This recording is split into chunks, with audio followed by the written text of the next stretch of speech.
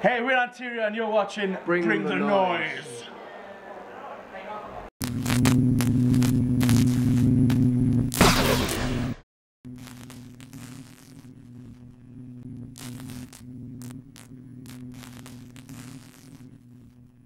Yeah, I think I was really excited about the idea of this tour because everyone has got their own little groove and identity musically between the four of us, and especially between us and Silosis. I think I think the crossover works well. Like our boys and girls will like theirs, and vice versa, really well, you know. And the other bands as well, but mainly us and Silosis. I think it's reasonably similar ballpark, musically styled, and well, you gotta look. This is the last show of the tour, right? And every single show, we've had people who look like they're not Anterior fans getting into the music. Yeah. So, what fucking more do you want than that? Like, it's been fantastic. A1.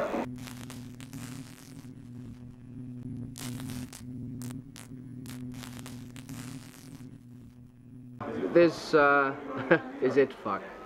No, there's it's pretty much done, to be honest. There's like a couple of vocal tracks and a couple of solos, odds and ends really left to do, but all the main shit is down and it's sounding wicked, I gotta be honest. We've been doing it with Scott Atkins, who's recently done Cradle of Filth and Behemoth and Silosis, and it's definitely a good move from our part because he's been fucking shit out of producing the album, and Anterior sounds so much better because of that fact, I think. Yeah, it's a really honest album as well. I mean, it's just us. It's not bollocks. It is just whatever was the best songs that we could write are on the album. Do you know what I mean? There's no compromise with it. Absolutely none at all. There's no filler. Nothing was acceptable. It's a second album and it's been quite a while since we released it, so it was important that everything we did after the last album had to be the best we could do, and then take a step back from it, look at it, and say we can probably improve on that a little bit again. And that's exactly what we've done. And Scott has been involved in making it as good as it could be. I mean, it's easy to get cooped up, you know what I mean, like in your own writing, and then you listen to the album all the time, and when you've got a fresh pair of ears on the album who's willing to get involved, and like Scott is, and everything he says, it's got a lot of merit because just the guy's discography he's released in the last 3 years speaks for itself on that point. I mean, and we couldn't have asked for a better guy to be on it because it literally wouldn't have been as good if we hadn't gone to Scott. He's broken everyone, absolutely broken us. I mean, to the point of really wanting to quit everything because you're not good enough anymore. And then it brings up the best against you. Your back is totally against the wall, and just we squeezed every drop out of you completely.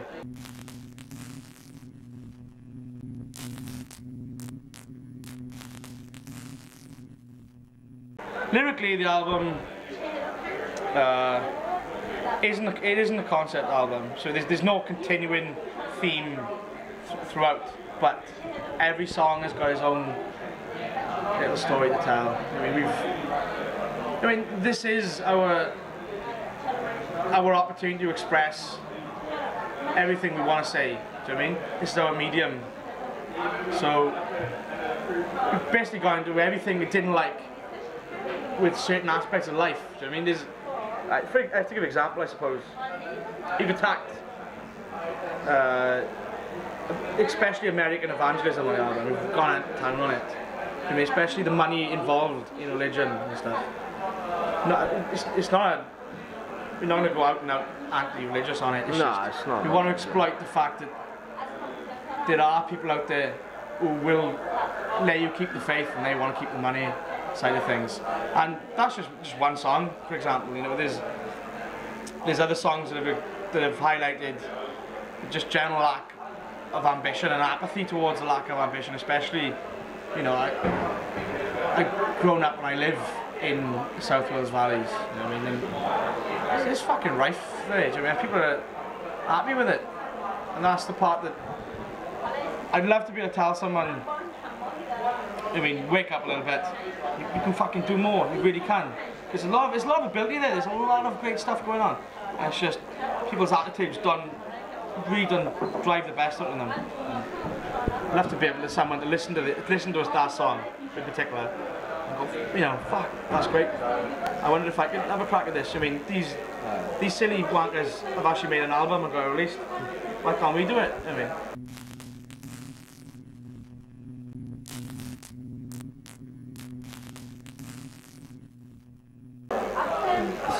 I think there's definitely been times where that happens throughout the career where you kind of get really complacent and you can't do it because there's so many other bands out there willing to push it further. Like, we're going to practice for 2 hours and another band will practice for 4 hours. And, do you know what I mean? It's a lot of competition out there, and to be really good and really successful as a band, you've got to fucking put as much time as you physically can into it, and as much effort, and just rework things and work things and practice. And that's the only way you'll really be a successful band, because from my experience of touring with bands, all are really good fucking bands, that's what they do. There's no real great secret to it. But just fucking hard work, I think, goes a long way. 100%, man. I mean, you can never have the that'll do attitude, like, you can't have it. Because, like Leon just said, there is someone in the same vein of music as you that will put that extra bit of effort into it, make it the best they could possibly do. And it's hard to do that, though. It is really hard to even motivate yourself to be practicing for X amount of hours a day, or scrapping the song that you spent literally a month writing and going, we can make this better, we can, honest to God boys, we can make this better, because it's physically hard to motivate yourself to do that, do you know what I mean? And that's the kind of people that really make it in bands. It's people who really won't compromise on quality. They want like an effort, and you've got to discipline yourself to do it. That's the only way to do it.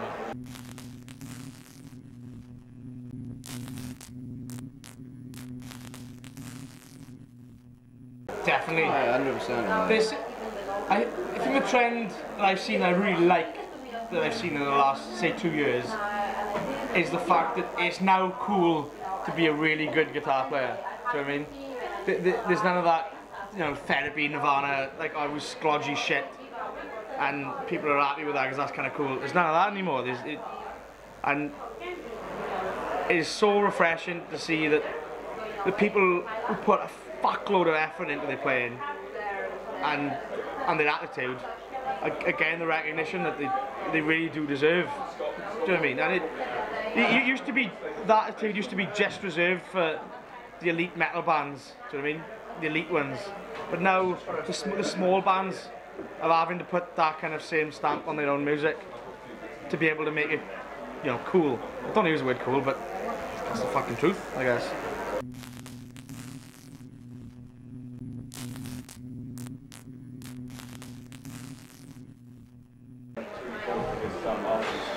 Practice more, just same as we preached before, really. I think I couldn't have done anything different other than practice more and write more and play more. Do you know what I mean? That's all you can really do. And it's hard to put that effort in, like we've said before. It's hard to put that effort in and still keep your ambition and your drive and enjoyment of it, because people are in bands because it's fun at the end of the day. Do you know what I mean? You go touring, you fucking get pissed up every night, and you play to amazing fans all over the country or worldwide or whatever, and that's why a lot of people do it. But you've still got to have a love for the music in the first place, otherwise you'll never make it. So the advice I would give myself would be never give up and fucking work harder, you lazy cunt.